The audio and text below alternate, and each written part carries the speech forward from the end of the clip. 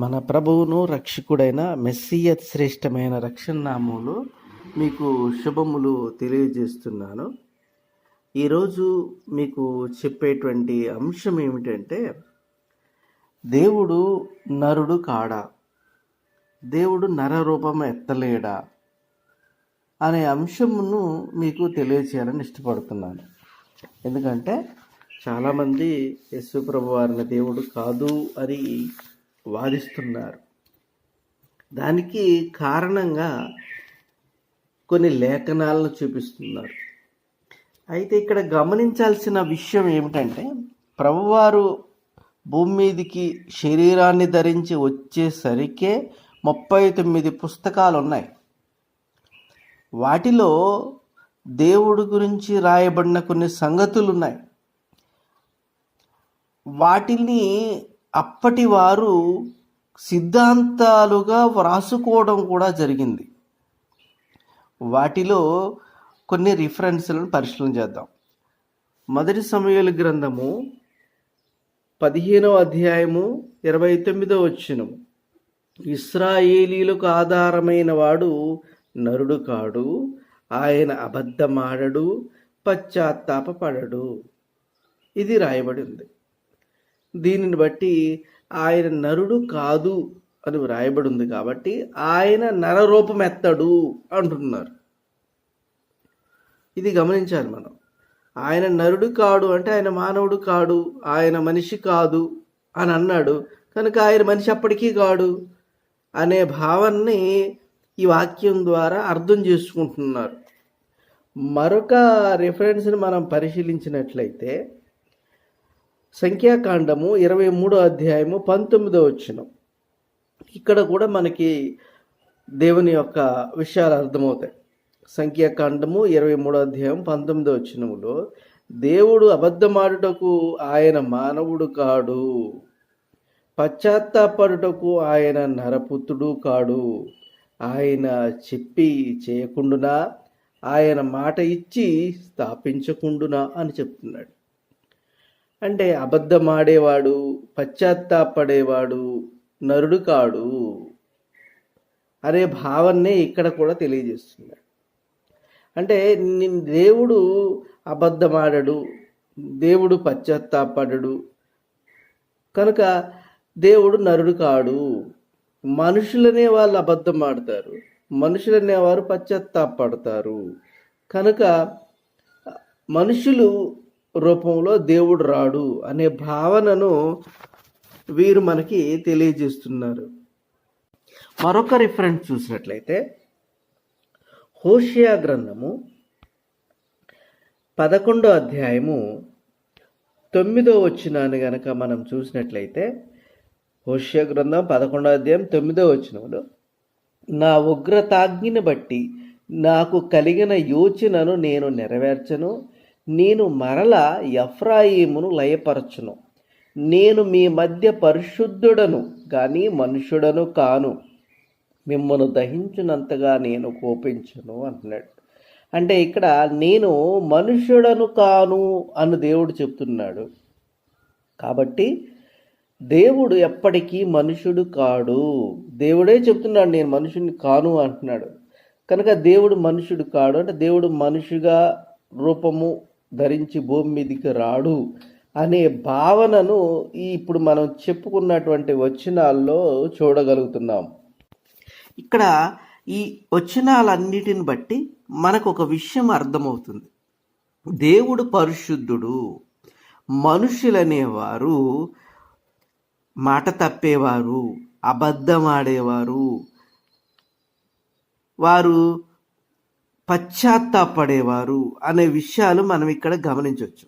దేవుడు మాత్రము పరిశుద్ధుడు అనే విషయాన్ని గమనించవచ్చు. దీనిని బట్టి దేవుడికి మనుషుల ఎడల ఎటువంటి అభిప్రాయం ఉంది అని గమనిస్తే, ఆదికాండము 6వ అధ్యాయము 5వ వచనాన్ని గనక చూస్తే, ఆదికాండము 6వ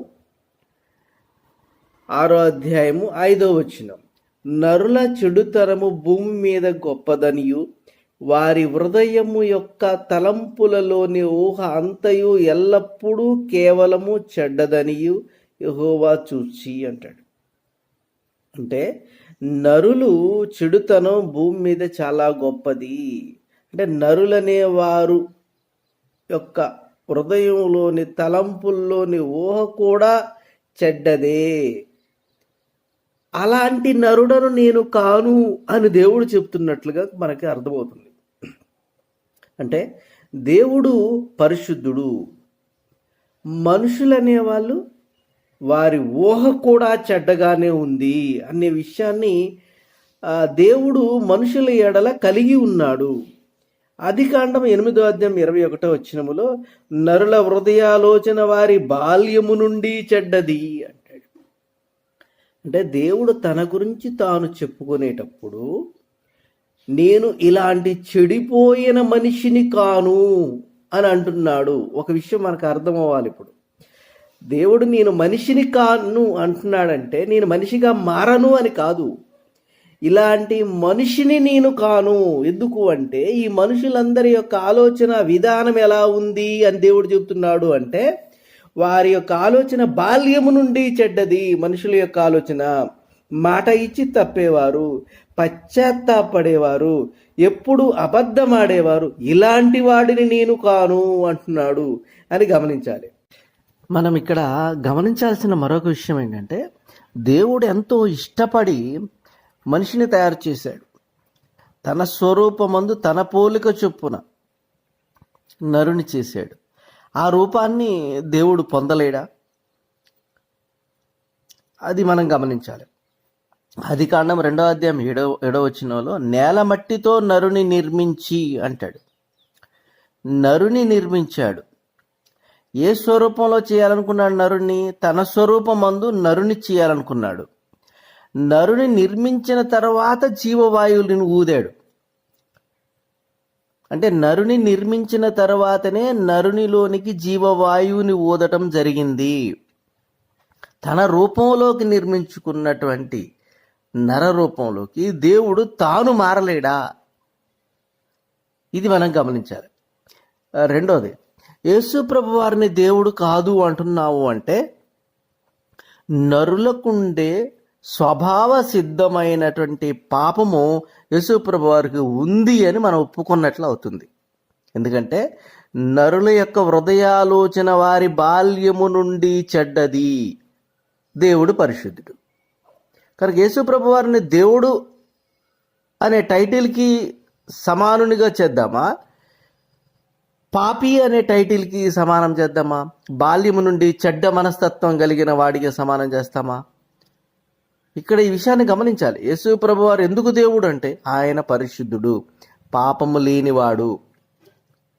కనుక పాపము లేనివాడు పరిశుద్ధుని దేవునికి సమానుడవుతాడే కానీ హృదయాలోచన బాల్యము నుండి చెడ్డదైనటువంటి వారికి సమానుడు ఎప్పటికీ కాడు. దీనిని బట్టి ఎవరైనా యేసు ప్రభు వారిని దేవుడు కాదు అంటున్నారంటే అర్థం ఏంటంటే మాట తప్పేవాడు, పశ్చాత్తాపడేవాడు, పాపము చేసేవాడు, బాల్యము నుండి చెడ్డ మనస్తత్వం కలిగిన వాడు, ఊహ కూడా ఎల్లప్పుడూ పాపముదైనటువంటి వాడు అని నీకు తెలియకుండానే ప్రభువు వారి గురించి చెప్తున్నట్టు అర్థం. ఆయన తీర్పు తీర్చు దినాన, న్యాయాధిపతిగా తీర్పు తీర్చు దినాన నీవు మంచివాడివి కాదు, నీవు చెడ్డవాడివి, నీ హృదయ ఆలోచన అంతయు ఎల్లప్పుడూ చెడ్డది అని నీవు ఆ భావన కలిగిన మాటతో నువ్వు దేవుడు కాదు అన్నావు అనుకోండి, ఆయన నీకే తీర్పు తీరుస్తాడు? అది గమనించుకోండి. ఆయన ముందు మోకాళ్ళుని ఆయన తీర్పుకు లోబడాలి. ఆయన పరిశుద్ధుడని ఒప్పుకోవాలి. పరిశుద్ధుడు అంటే కేవలం దేవుడు మాత్రమే పరిశుద్ధుడు. మనుషులు ఎవ్వరూ పరిశుద్ధులు కారు. పరిశుద్ధపరచబడాలి. అందరూ ప్రభువారి ద్వారానే పరిశుద్ధపరచబడాలి. అటువంటి పరిశుద్ధుణ్ణి దేవుడు కాదు అంటున్నావంటే పాపి అని నీవు అన్నట్టు అవుతుంది. గుర్తుపెట్టుకో.